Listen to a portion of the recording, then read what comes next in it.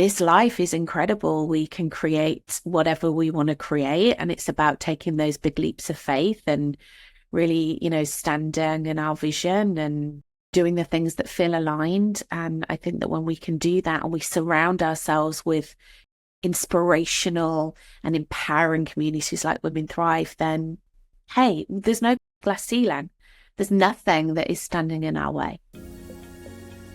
Welcome to Women Thrive podcast. This is where you'll get to hear incredible stories of female entrepreneurs, business owners, women from all walks of life. Myself, Raimonda, and my co-host Abigail will be interviewing incredible women, hearing inspiring stories of women from all around the world. I have no doubt that you will find something that will be life-changing for you. Make sure you hit that subscribe button and join us for our future episodes.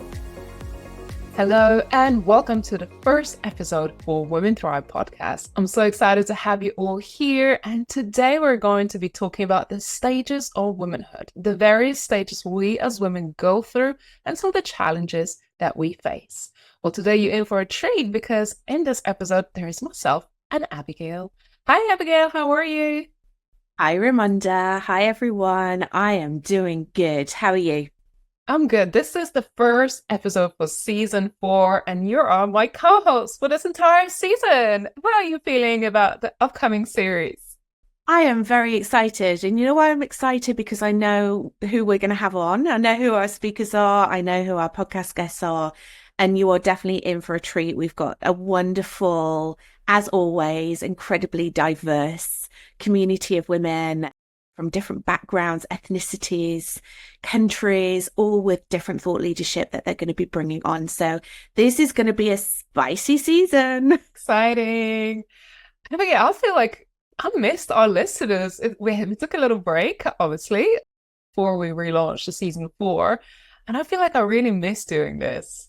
Yeah, it's nice, isn't it? I really, really love doing this. There's always like a theme to it, but it's so unscripted and it's just like sitting down and having a really good chat with like your work entrepreneurial bestie and just thrashing some things out and discussing things. And I love it. I'm so excited to record these episodes with you and also with the guests that are coming on as well. Yeah, as I say, it is going to be a bit more spicy. It's going to be exciting. I feel like we miss our audience. So if you have missed us as well, make sure you go ahead and leave us a review for this episode on various channels and share it.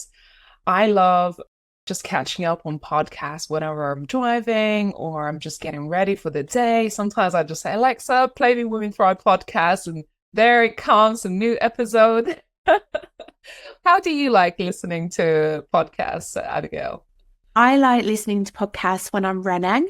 I feel like it distracts me from the pain when I'm running and it gives me inspiration. Very often, if I'm listening to, especially like a really inspirational podcast like Women Thrive, sometimes I have to stop. It gives me a really good excuse to stop my run. And then I go onto Voxer and I send myself a voice message because I'm so inspired. And I'm like, this has inspired me to make a post or to talk about this with my community. But also what I really love, especially we're recording this and it's still British summer, and I love to put the roof down on my car and I love to put the dog in the back and go for a drive in the car and listen to the podcast that way as well. I really, really love listening to it when I'm driving. Yeah, I love it. Me too. Driving, it's like, I'm not alone. Like, I have besties in the car and we're having a chit chat. So that's what you're in. If you're our regular listener, I want to welcome you. Welcome back to season 4. This year, we have some amazing speakers lined up, and there's a lot of amazing topics. Well, to kick things off, we are going to talk about the stages of womanhood. And I know within our community, we have women from all different ages and stages of life. So let's talk about some of the challenges we face along the way on our journey. What are some of the societal expectations, including our own, and some things that we feel like we have to live up to? And what does success mean to us? What are we really working towards? So we're going to make this a juicy episode. And like I said, if you are a regular listener, do make sure that you leave a review for us and tune in because this season is going to be a pretty good one. So, Abby, should we begin? Yeah, let's go for it.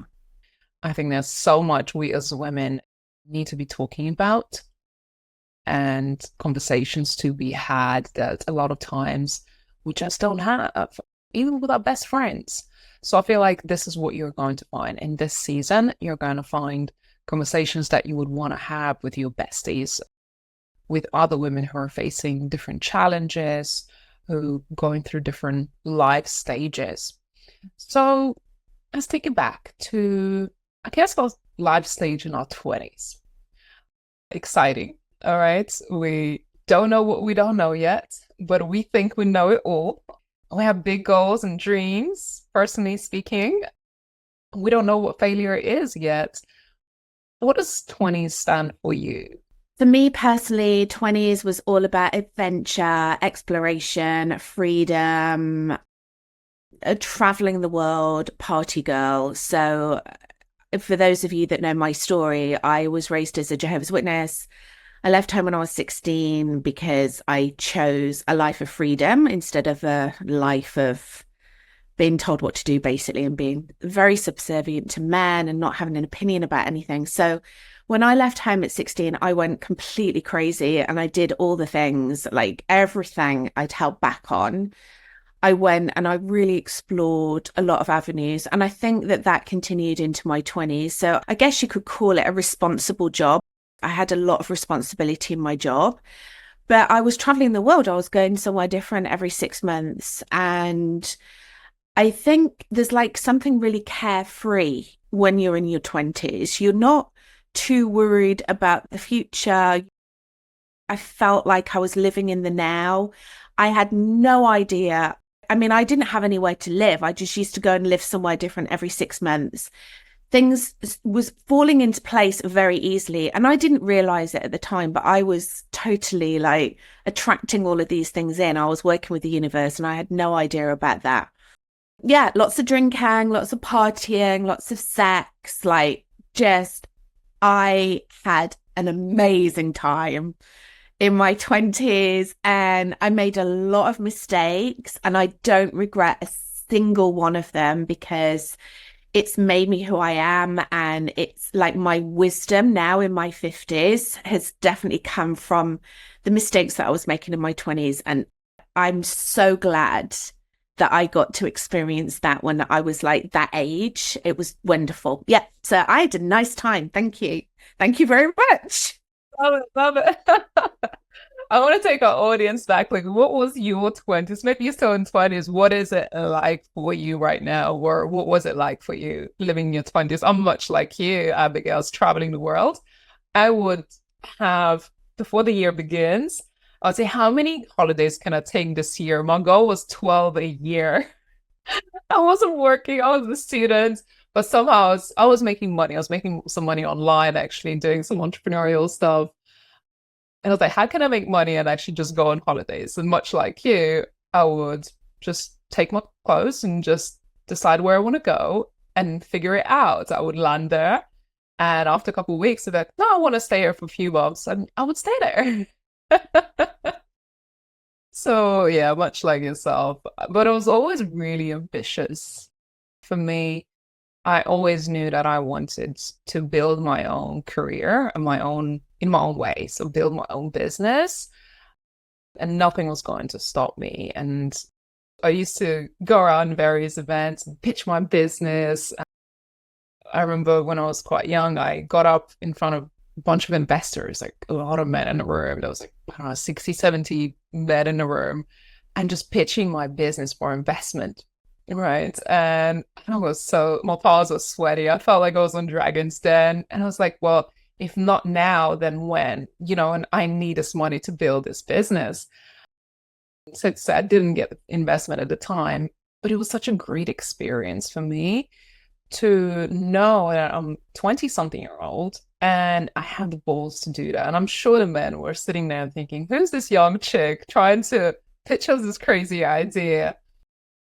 But I didn't care. I was just like, I have my dream, I have my goals, and I'm going to go after it. So I was very ballsy, I think, in my 20s. And a lot of that confidence came from really not knowing what failure was at the time. Because my life has not taught me those hard lessons yet. It hasn't broken me yet. And I was like, I can do anything. And the bigger, the better.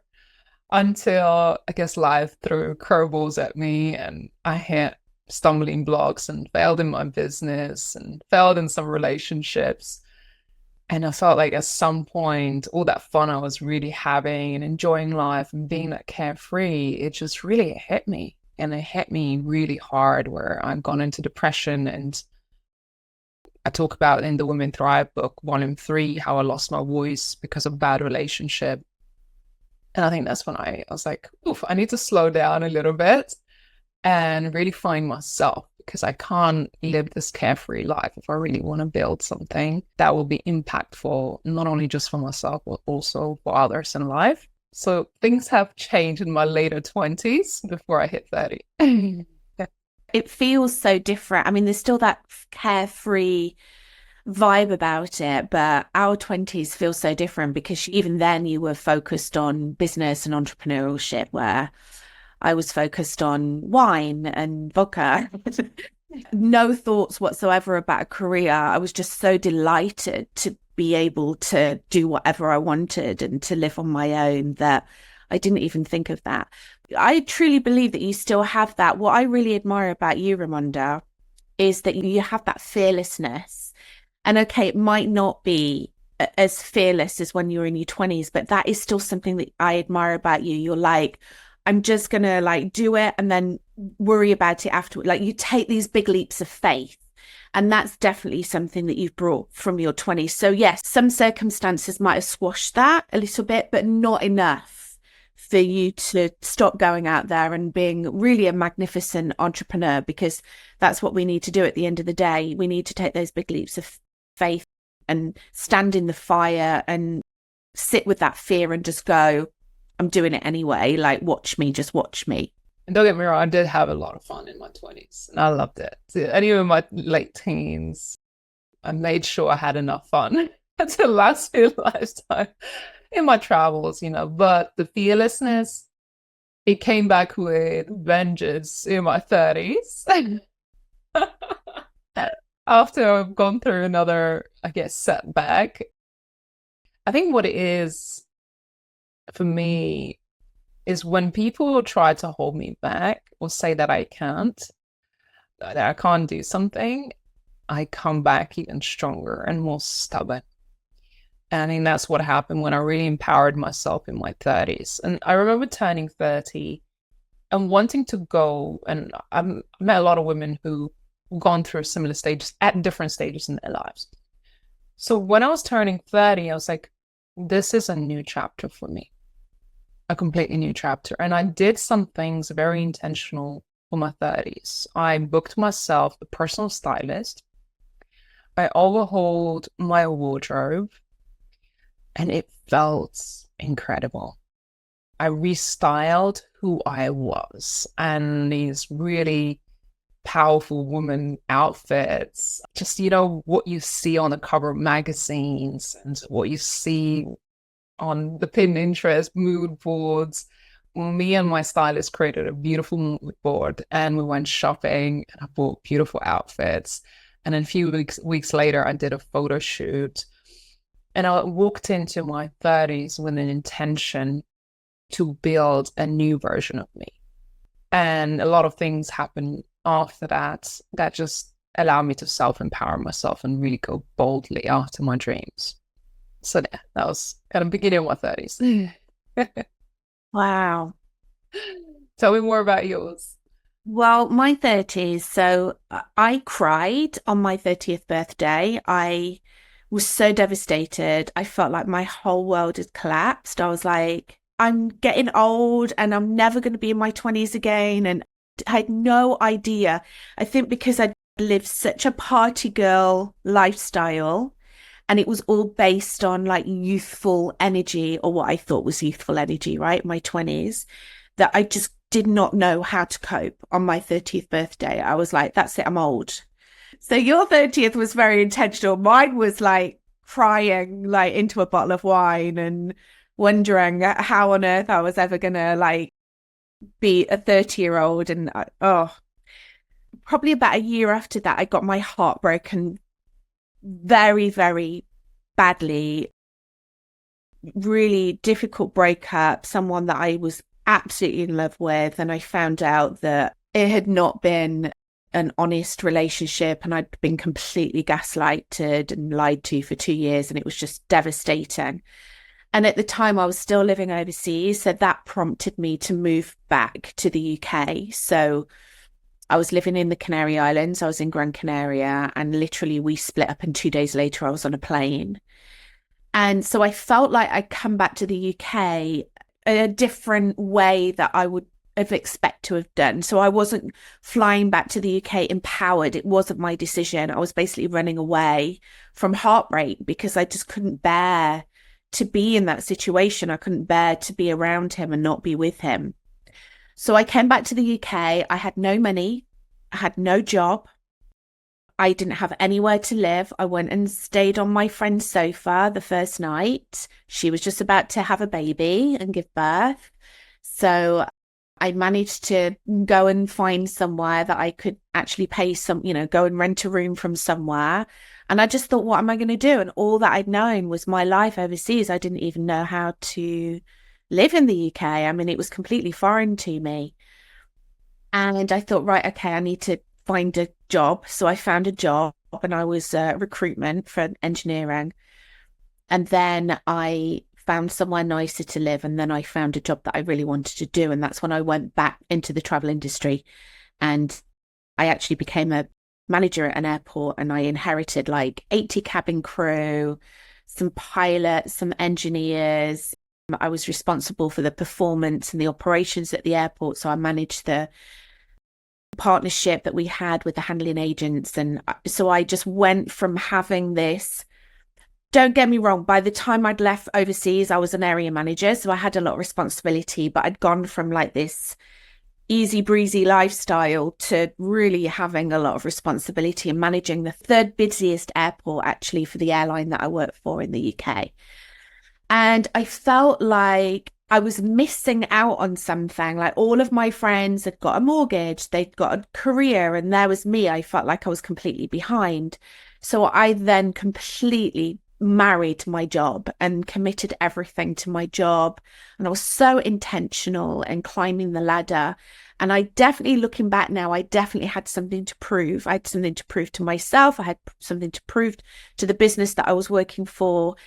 The way that people looked at strong leadership within that corporate position, as in a lot of corporate positions, was real kind of like male energy, going out there, getting things done, initiating, manifestor energy. And I felt completely out of the water, but I was like, I need to behave like this to be able to be seen as a credible leader. So I completely changed who I was. I was a people pleaser. I completely changed the way that I was, and I was completely unhappy. So I built a very, very successful corporate career in my 30s. I managed, my budget was like £2 million. At one point, I had a team of like, over 100 people. I had a lot of responsibility within the business and I was completely unhappy. And that's when I developed my heart condition. So I started to get really ill because I was just working hard and hustling to prove myself. So my 30s, I look back on my 30s and I think that was the time where I was able to get so much a leadership position, but I was not aligned to my true self and really unhappy actually looking back on it.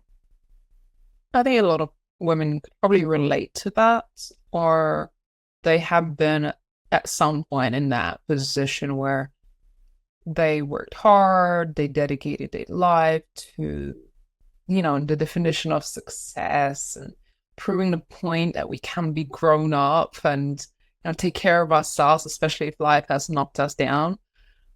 But then just being really unhappy, right? Building ourselves almost a prison, which is really heartbreaking. It's really interesting period of my life to look back on. Feels like my 40s was like your 30s. I feel like I'm kind of a decade behind. So my 40s is really when I started to stand for who I was and started to look at, okay, what do you really want to do? And that's when I left my corporate career and started to build my business. And I think it's a really empowering season, actually, that we go through as women. It's interesting because I had a similar experience actually leaving my relationship. So I was in a 6 years relationship and he had narcissistic traits about him. And I believe that I lived in a lie. I do believe that half of the relationship was a lie. And there was a lot of control and manipulation. And when I decided to leave that relationship, before I did, I just saw my life traveling on a parallel road where I was meant to be. Like, as if I'm going to stay here, I'm actually going to miss the life that I'm meant to be living. That's how I felt. And then one day I just walked out and just completely walked out. And I think differently to maybe your experience, I felt really empowered actually, taking my power back, maybe because of the circumstances of, again, feeling like I was being lied to and being controlled and suppressed.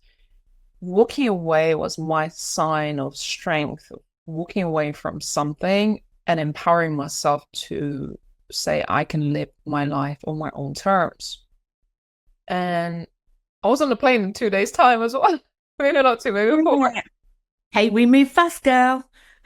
Girl, the first time actually I took the car because he gave me a car for Christmas and it was my car. And so I took that car. When we broke up, he said, well, you're not going to get to keep the car. And I was like, whatever.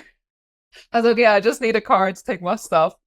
And we fell out really badly. And I was like, no, hell no, I'm taking the car. It's my car. He gave it to me for Christmas.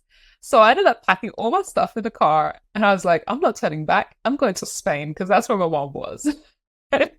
We crossed over. I came from Spain. You went to Spain. Yeah, I was leaving UK. I was like, there's nothing here for me. There's no way I'm going to continue living here. And I know he was like a stalker, so he would have stalked the heck out of me. So I packed my stuff, drove up to the border, and was meant to get up onto the ferry. And I missed the ferry by like 5 minutes, literally just 5 minutes. And so I drove up in the queue, and I was the first one in the queue to wait for the next ferry. And something must have, like, his insurance must have triggered a message on his phone to say your car is being taken out of the country. So I'm sitting there waiting. He sent me a message, said, are you trying to leave the country in the car? So I switched off my phone. I was like, I'm not going to allow this to ruin my plan. And so I'm sitting in the queue.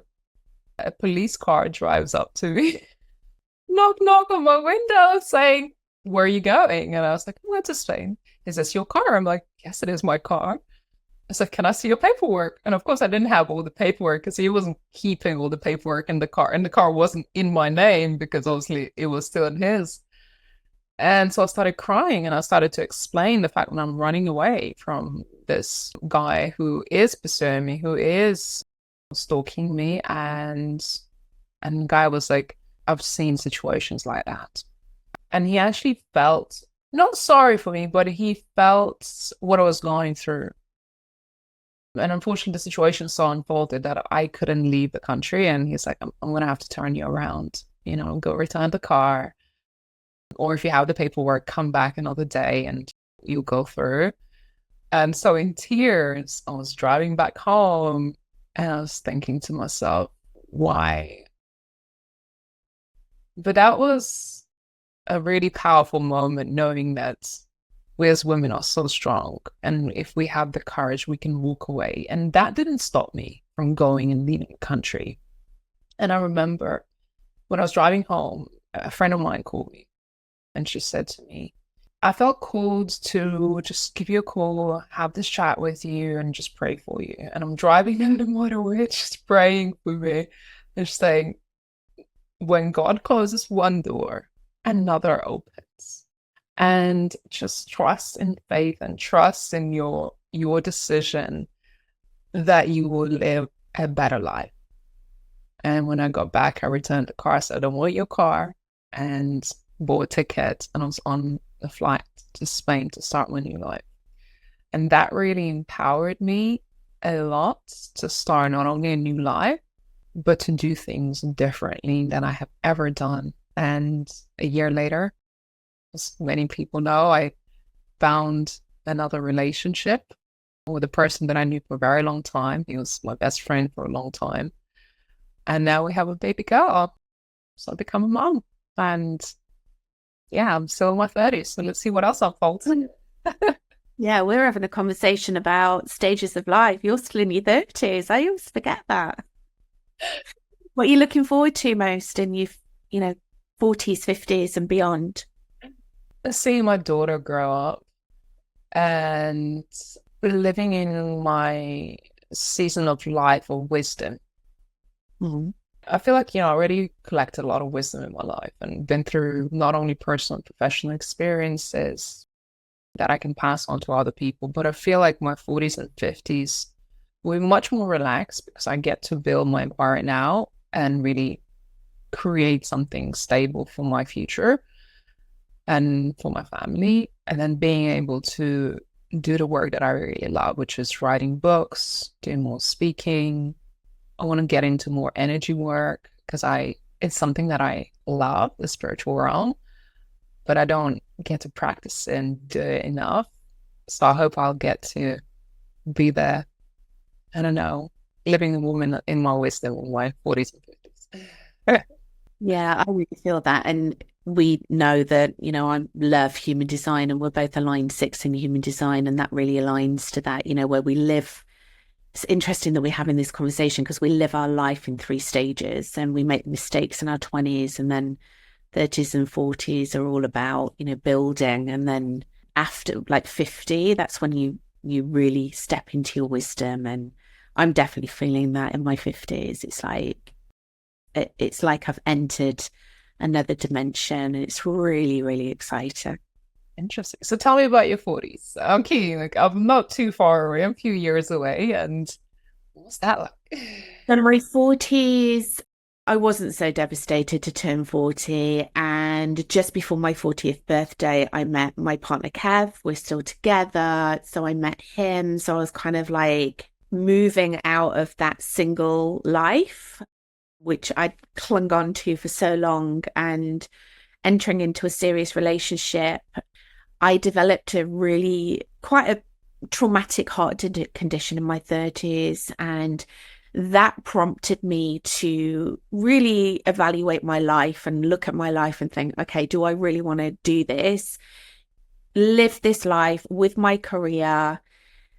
And I think, for probably the 4th time in my life, I took a big leap of faith. The first leap of faith was leave home when I was 16. The second leap of faith was to go and work overseas the first time. The third leap of faith was to leave overseas and come back to the UK. And then my 4th big leap of faith was to leave corporate and leave a very secure job and a very nice job.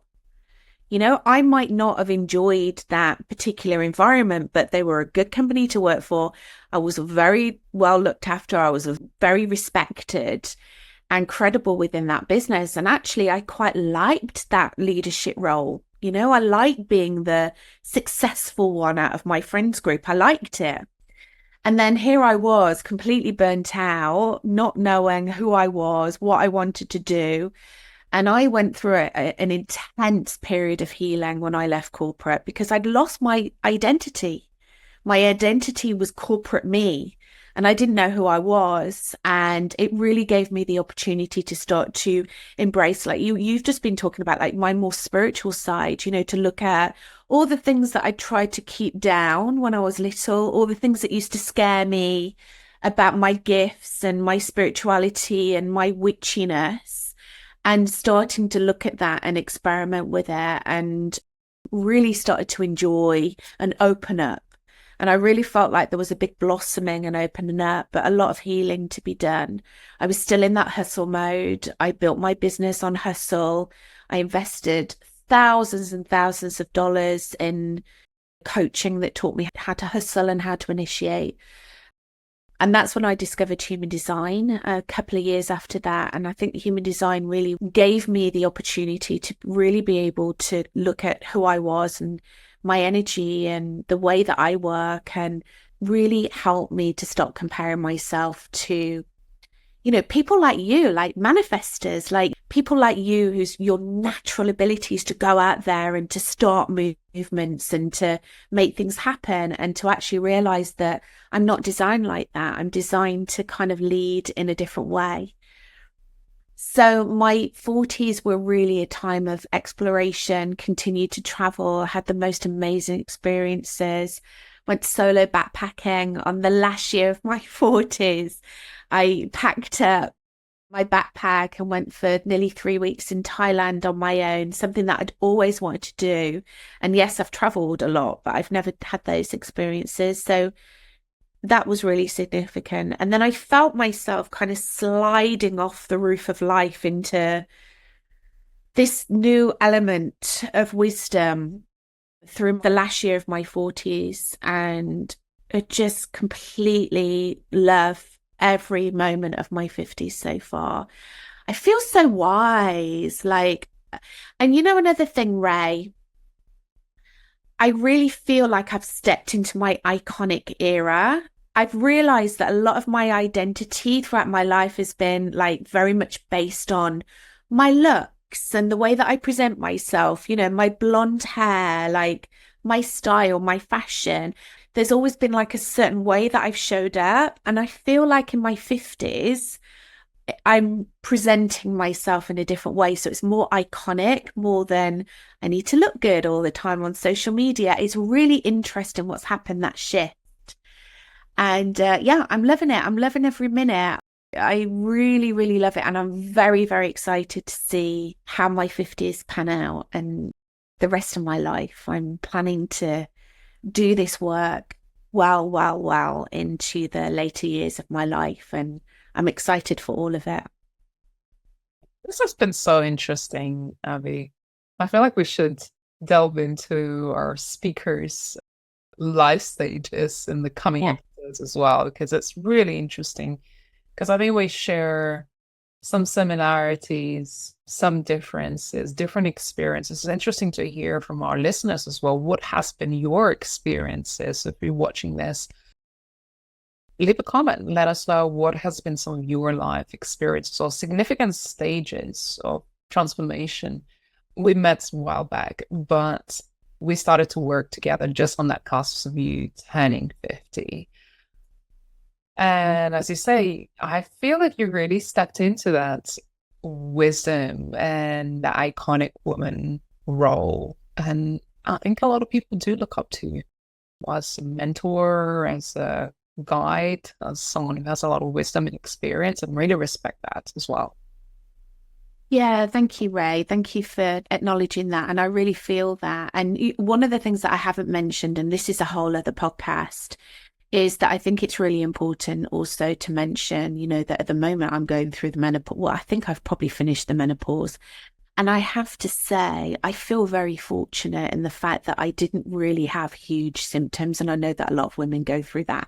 And that can have a real impact on your business. But when we first started to work together last year, I was really going through it. I mean, it was a very, very difficult period of my life. It was really unsettling, raging hormones like nothing I'd ever known.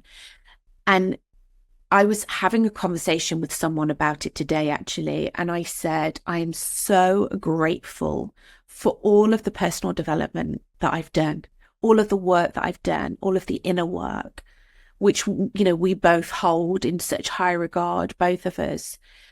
And if I hadn't have done that inner work, I think I'd have gone a bit crazy last year. I really do. And it really held a space for me, and you also held a space for me as well. So thank you. I really appreciate that so much. Well, you're very good at making us cry. No. I know. It's one of my zones of genius, about pulling on the heartstrings. I'm very good at it.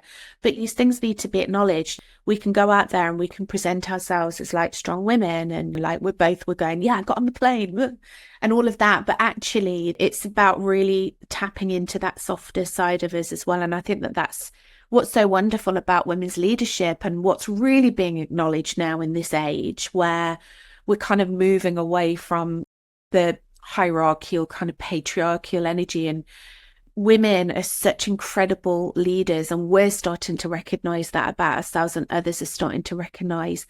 Of course, there's that wonderful, vibrant, like male energy that kind of gets things going, but there's also that beautiful, soft, nurturing energy where it's all about collaborating and really supporting one another. And that's one of the reasons why I love Women Thrive so much, because we really hold a space for our women to be like that.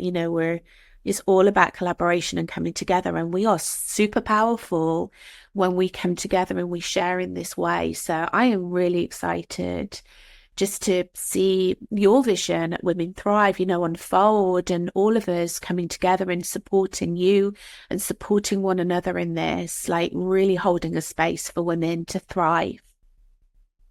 I guess everything that is happening within Women Thrive is started with just a seed of an idea from my brainchild in a way. But I feel like this platform is, as much as it is mine, it is everybody else's that participate and take part in it, because it's designed for all of us to grow and to share our experiences and create a movement really of us having those conversations that need to be had and holding space for one another. And this has been the most beautiful part about creating this amazing community, doing our events, hosting our retreats. It's those bonds that we create together, and knowing that we're not alone in some of these experiences that we're having. So as we wrap up today's episode, I want you to know that you're not alone in this journey of life or business or entrepreneurship or whatever it is that you're going through, no matter what stage of your life you're at. Make sure that you are part of communities like this and our community, and that you tune into our season 4 episodes of the Women Thrive podcast, and just be inspired by other women conversations. And if you do want to be on this show as well, you can go ahead and apply on some of our websites at womenthrivesummit.com. What are your last parting thoughts, Abigail? My last parting thoughts about that is, first of all, how amazing are we? I just want to congratulate you. I just want to congratulate me for, really fully embracing life and grabbing it by the horns and really riding this life, and all of our community as well. I know that there's so many women in our community that are doing the same. This life is incredible. We can create whatever we want to create, and it's about taking those big leaps of faith and really, standing in our vision and doing the things that feel aligned. And I think that when we can do that and we surround ourselves with inspirational and empowering communities like Women Thrive, then hey, there's no glass ceiling. There's nothing that is standing in our way. Absolutely. And we celebrate you, the listener who's here with us on this journey. I've been receiving some beautiful messages lately, how this podcast actually inspired women or how much they love listening. So if you are enjoying this podcast, make sure you leave reviews, reach out to us. We always love to hear from you and celebrate one another. There's going to be some amazing women on our podcast this season. So tune in. The conversations are getting a little bit spicier and more fun. So we're hoping that you're going to have a lot of fun on this podcast. And of course, look out for our in-person events, virtual events. We do our monthly networking events that you can tap into. We're doing some retreats. We're traveling globally. We're going to have a lot of fun. So stay tuned, be on our mailing list, and make sure you are watching our updates, because there are so many things that you can take part in as well. Thanks, Abigail. I can't wait to see you on the next episode. Thank you for tuning in to Women Thrive podcast. If you found today's episode empowering and inspiring, be sure to subscribe and follow us. Better yet, leave a review and share it with others.